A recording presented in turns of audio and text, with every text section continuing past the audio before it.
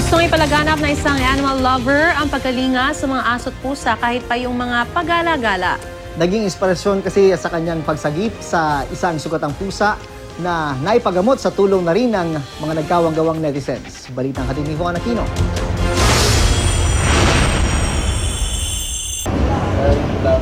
Natuwa si Ryan sa pusang ito na sumunod sa kanya hanggang sa pag-uwi sa bahay. Pero ang tuwa napalitan ng pagkabahala na makita ng malapitan ng pusa. May nakalawit kasi na tila internal organ sa tiyan nito, hindi tiyak kung napano. I shared it on Facebook and then a few hours after, some people messaged me and offering her help. Tapos immediately, siguro a few hours after, dila na namin sa vet.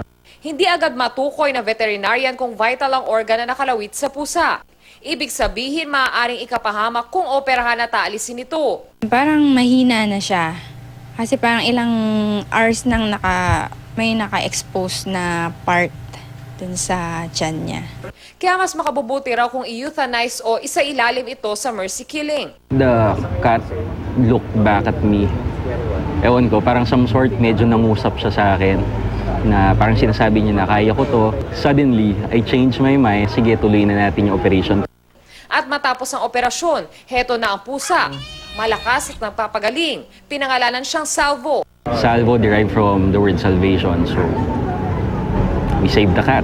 I want to raise awareness na parang even if these are stray cats and dogs, they have life.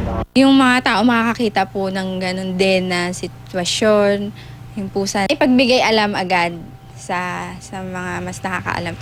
Von Aquino, GMA News.